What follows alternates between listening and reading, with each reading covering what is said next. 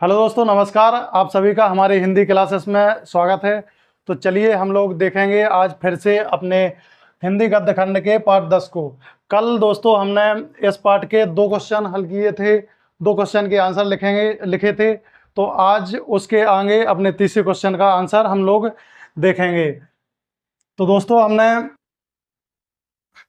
कल आपको जो क्वेश्चन दिए थे, आशा करते हैं कि आपने अच्छे से पढ़े होंगे, उसको अपनी नोटबुक में नोट किया होगा। तो दोस्तों आप लोग जितना दिया जाए उतना अच्छे से पढ़ाई करें ताकि आपको याद बना रहे। तो चलिए आज की क्लास में हम लोग अपने तीसरे क्वेश्चन की ओर चलते हैं। तो हमारा तीसरा क्वेश्चन है, आप लोग साथ में लिख सकते हो दोस्तों। तो हमारा तीसरा क्वेश्चन है, वह कौन सी घटना थी जिसके बारे में सुनने पर लेखिका को ना अपनी आंखों पर विश्वास हो पाया और ना अपने कानों पर। तो दोस्तों हमें एक ऐसी घटना बतानी है इस पाठ की कि वह कौन सी घटना घटित हुई कि जब लेखिका ने सुना और देखा तो उन्हें ना तो अपने कानों पर विश्वास हुआ और ना अपनी आंखों पर विश्वास हुआ। तो चलिए हम उस घटना को लिखते हैं। तो हमने आंसर में लिखा है, लेखिका बताती हैं कि एक बार कॉलेज से प्रिंसिपल का पत्र आया। तो दोस्तों लेखिका बताती हैं इस पाठ में कि एक बार उनके कॉलेज से प्रिंसिपल का पत्र आया कि पिताजी कॉलेज आकर मिलें। तो दोस्तों प्रिंसिपल का पत्र आया उनके पिताजी के नाम कि पिताजी हमसे कॉलेज आकर मिलें तथा बताएं कि उनकी बेटी की गलतियों के कारण उनके विरुद्ध अनुशासनात्मक कार्रवाई क्यों ना की जाए। तो दोस्तों प्रिंसिपल ने जो पत्र लिखा इनके पिताजी के नाम, उसमें लिखा उन्होंने कि उनके पिताजी आएं और आकर कॉलेज में बताएं कि उनकी बेटी के खिलाफ कार्रवाई क्यों ना की जाए। तो उनके अनुशासनहीनता का उन्होंने दावा किया उन पर कि इन्होंने अनुशासन को तोड़ा है अपने कॉलेज में। तो उन्होंने जब उनके पिताजी ने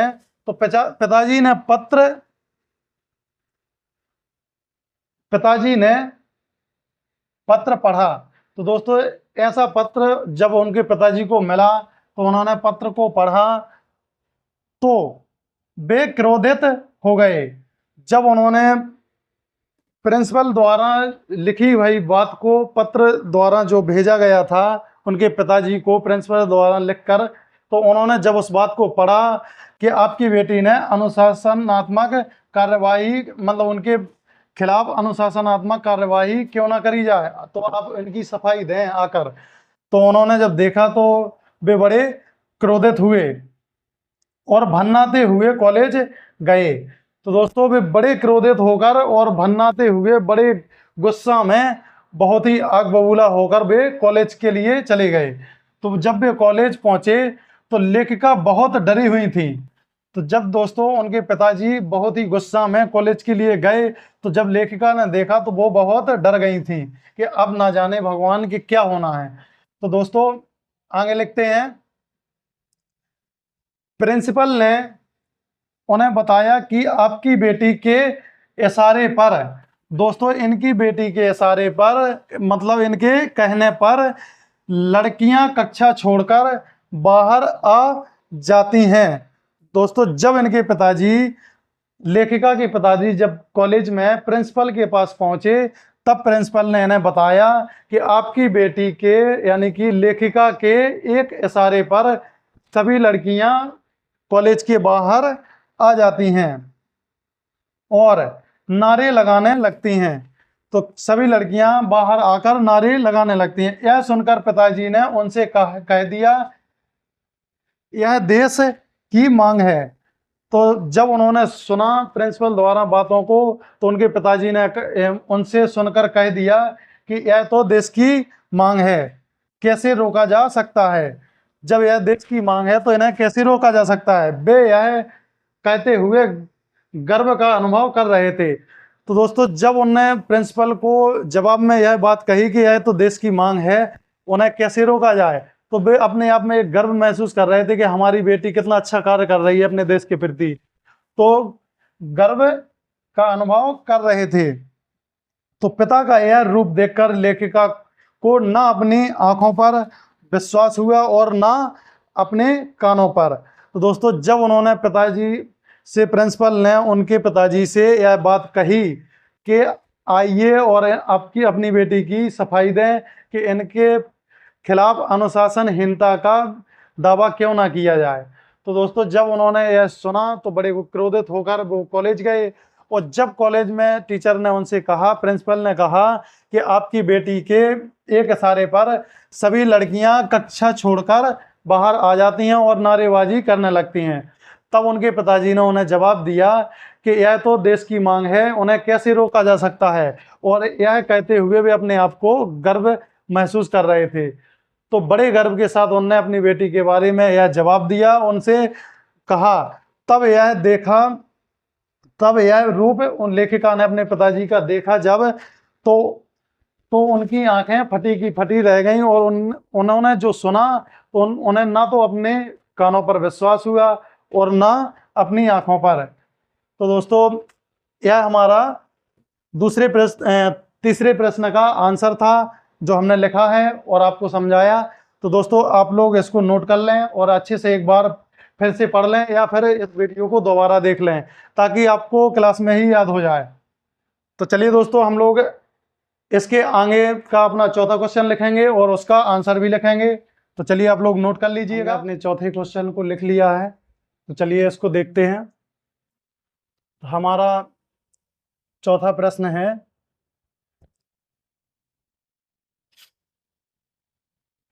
इस आत्मकथा के आधार पर स्वाधीनता आंदोलन के परिदृश्य का चित्रण करते हुए इसमें मन्नू जी की भूमिका को रेखांकित कीजिए। तो दोस्तों, हमारा प्रश्न कह रहा कि जो हमने गद्य खंड पाठ 10 की जो आत्मकथा है मन्नू भंडारी जी की, उन्होंने उसमें क्या लिखा है, उसकी स्वाधीनता आंदोलन में उसका परिदृश्य कैसा रहा। तो उसमें जो स्वाधीनता आंदोलन का चित्रण किया गया है उसको हमको समझाना है। तो चित्रण को करते हुए मन्नू जी की भूमिका को रेखांकित कीजिए। तो दोस्तों, जो स्वतंत्रता आंदोलन में मन्नू जी की भूमिका क्या रही हमको यह बताना है। तो चलिए हम लिखते हैं, आंसर में देखते हैं।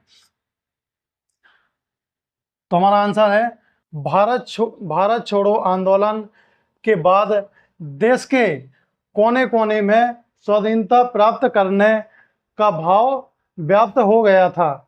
तो जब भारत छोड़ो आंदोलन चल रहा था देश में, तब देश के कोने कोने में स्वाधीनता प्राप्त करने का भाव व्याप्त हो गया था।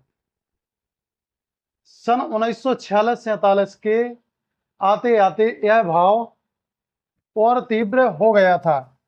दोस्तों, जब भारत छोड़ो आंदोलन देश में चल रहा था, तब देश के कोने कोने में स्वाधीनता प्राप्त करने का भाव व्याप्त हो गया था। देश के कोने कोने में हर एक व्यक्ति के अंदर स्वाधीनता प्राप्त करने, देश से आज़ाद करवाने के लिए, आज़ादी से रहने के लिए सबके मन में यह भाव व्यक्त हो गया था।